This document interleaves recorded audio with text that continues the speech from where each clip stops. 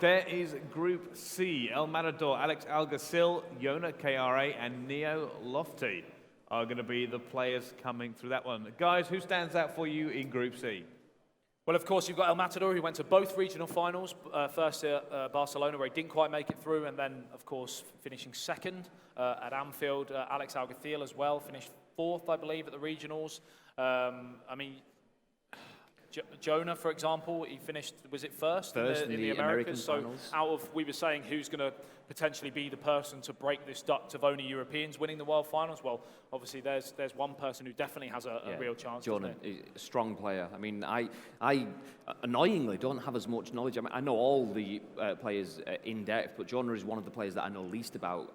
The man of mystery. Which is annoying because he's the champion from the Americas region, so he clearly has a lot of strength, which is, in essence, quite exciting that we're going to be able to watch his games and see what the man of mystery actually brings to the table. I think that's the exciting thing, is we get to see playing styles as well. Like, there's obviously so many ways to play the game and so many successful ways of playing the game, and how they congeal together and play against each other with those styles is going to be a fascinating watch. And obviously, Lotfi, who was the wild card, another man from France, I believe, as well. So obviously, interesting to see how he deals with the pressure again of the big tournament, because obviously he didn't qualify last time, but again he qualified through the wildcard situation, which was incredibly difficult as well. Which is, I mean, it's amazing to see that a player of his quality is the wild card. He has the caliber to be a national champion and a regional final champion, and he's the wild card entrant. That shows how good a spread of talent that we have on display here today. Oh, it certainly is. Well, speaking of spread of talent, let's take a little look at how this is all going to go down. Obviously, we have our first games going through, and our first game is going to be Yono KRA versus Neo Lofty in Group C. And for me, let's have a little look at the standings before we find out how those two players are going to match up. Obviously, nobody has played so far in this game, so it is the first group game coming through for them. But let's talk about this match then. Yona KRA versus Neo Lofty. This is, of course, the Americas region versus our wild card.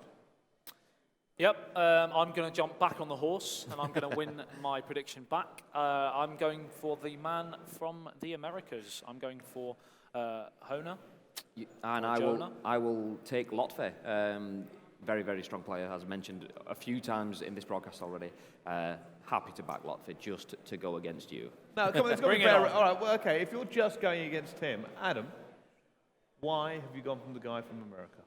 Because I saw the level of talent from last year from the Americas, and I feel that it's only a matter of time before one of the Americas or one of the guys from Asia or the rest of the world to win the World Finals.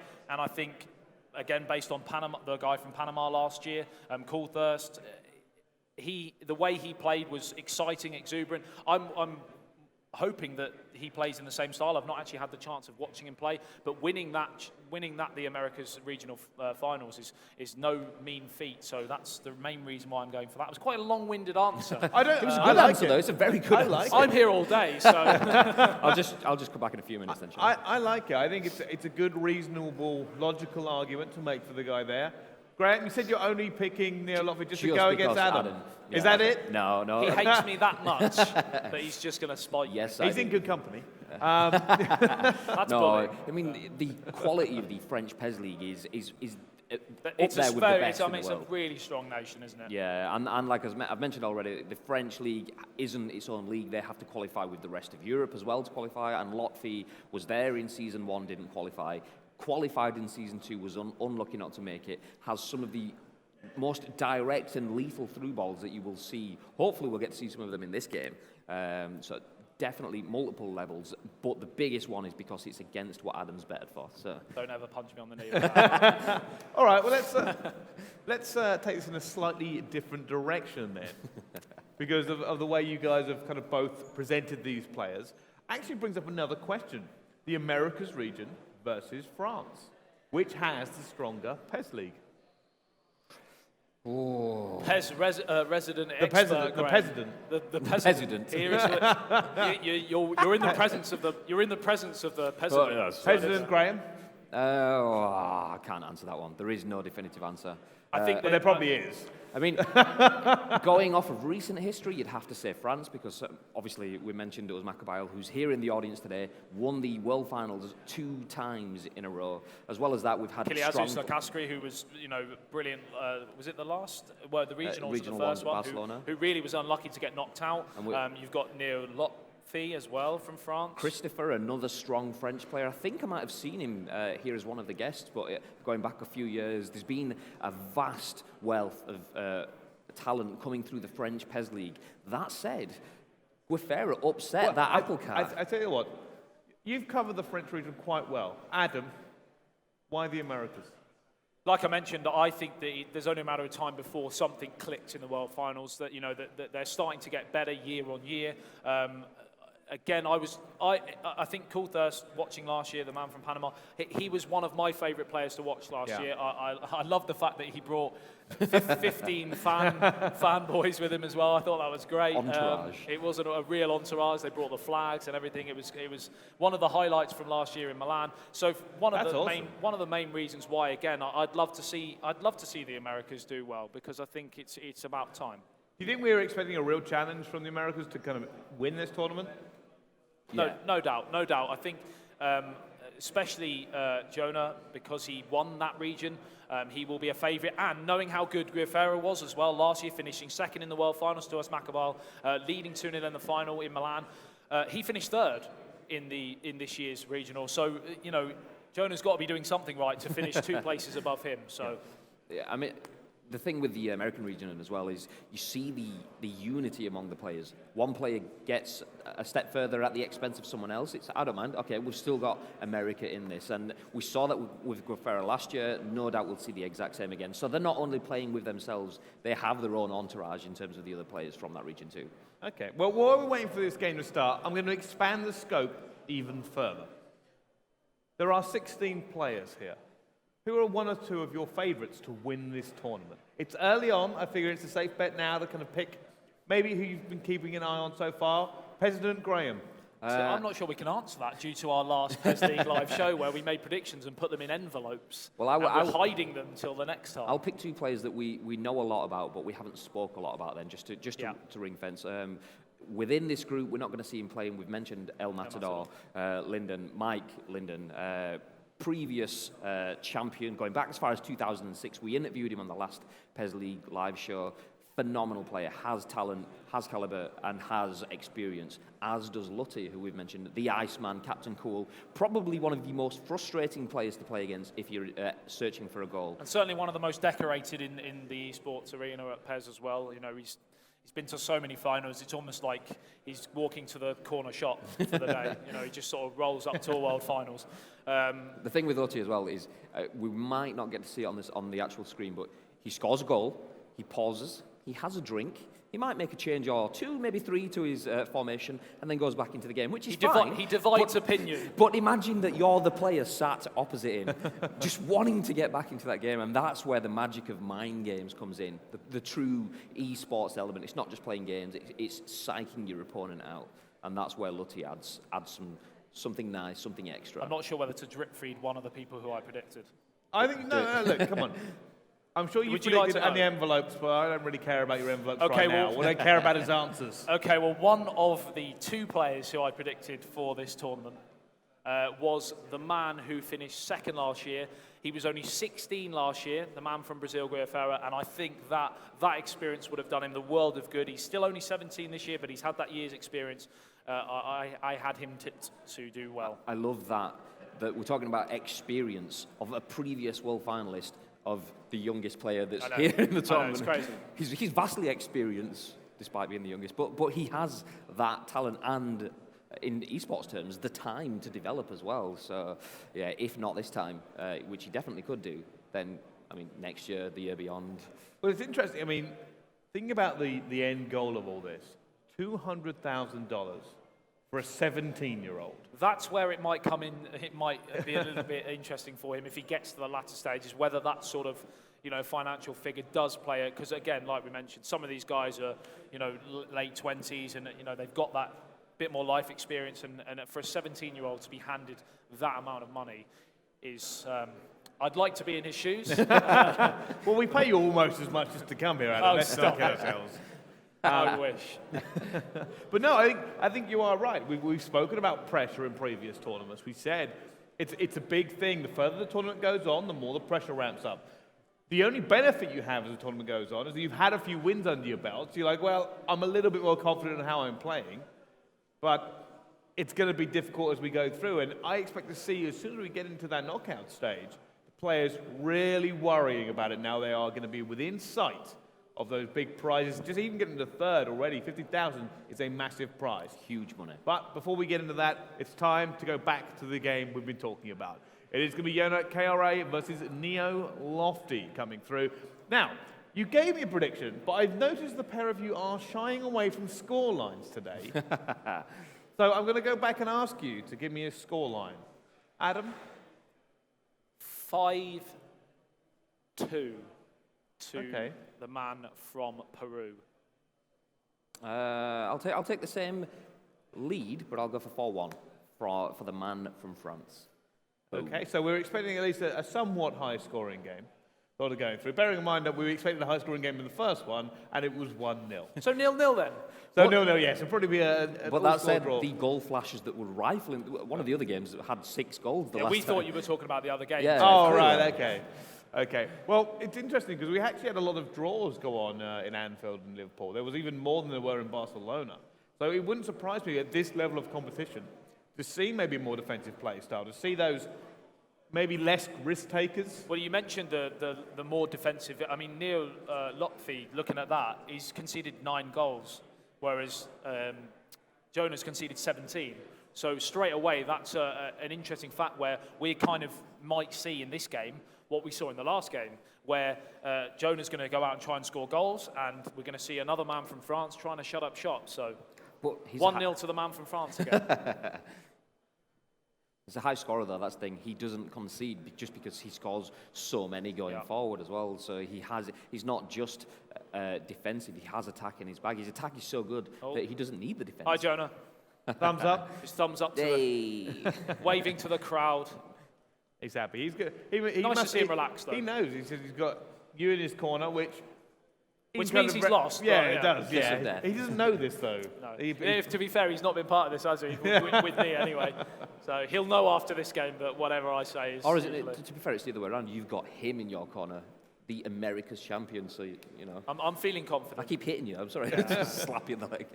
It's getting concerning, you two. But going forward, in terms of just these two, then, do you think realistically, and I want you to just be honest here, could either of these two win this tournament? Yes. Yes.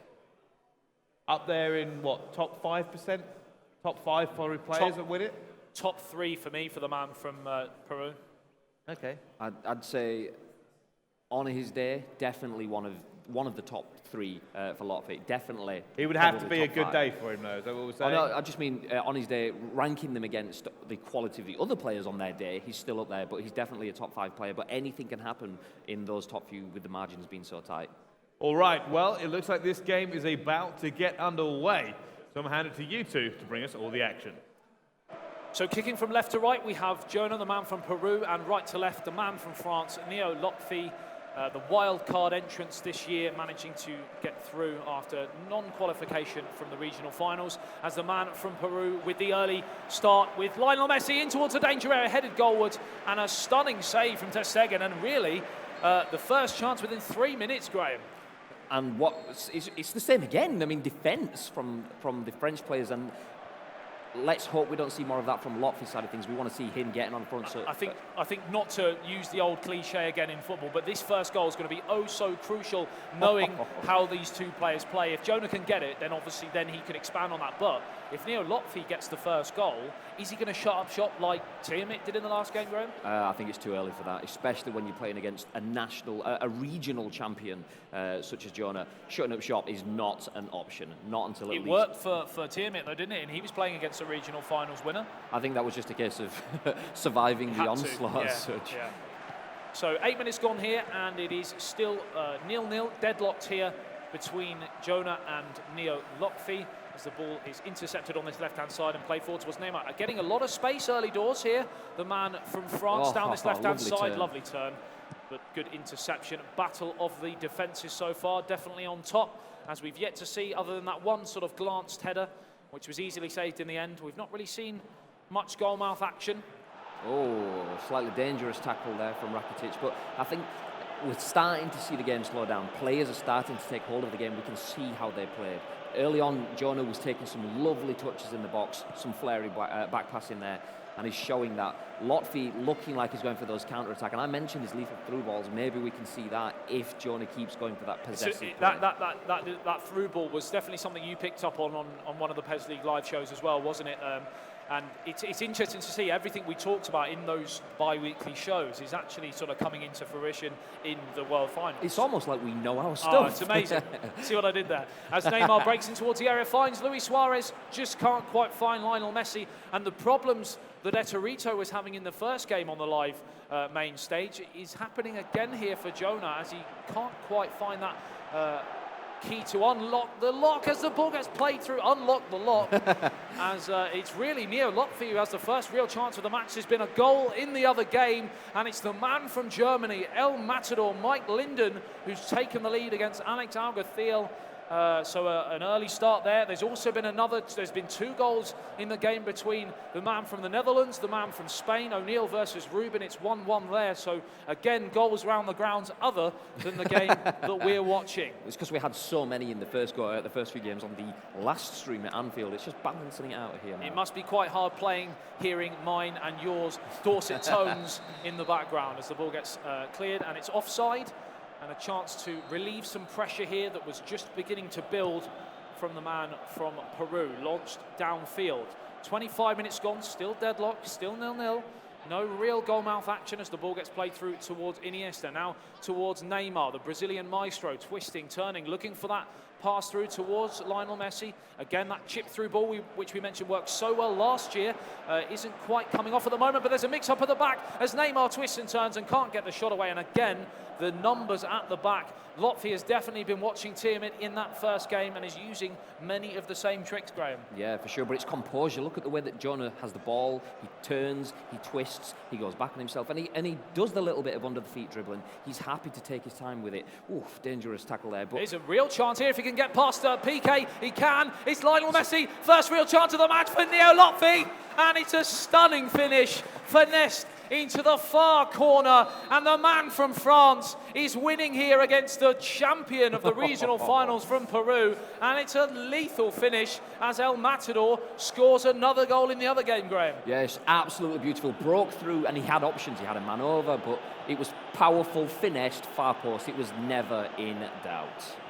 So 35 minutes gone here, and it is Jonah 0, Neo Lotfi 1. And the men from France are turning up today, aren't they, Graham, at the moment? They are, for sure. We have 2 regional champions, both looking like the cards are against them in the first game. Ter Stegen with another strong save. Jonah looking for that instant response. Finessed for Lionel Messi, and it's hit the base of the post. What more can you do to equalise in this match? So unlucky, and that post is potentially costing me a prediction. The way he opened his body up, there was only one place that ball was going, right at the far post, just too close to the post for that shot. It looked for all the world to see. The net was going to bustle. The ball was going to get placed into the onion bag, but 41 minutes gone. It's come back off the foot of the post, and still the man from France is leading here by that. Oh, see what he was doing there? He was pulling the players out. Look at all the players on that left wing now. He was trying to draw players out. He just lost the ball. If it had got through there, that would have been surely another goal. Jonah did very well to counter, and now has an opportunity to, curse to the commentator, had an opportunity to equalise, and back in the centre of the park. So as we tick towards the final minute of the first half, Graham, the peasant, what does Jonah need to do in this second half to turn things around?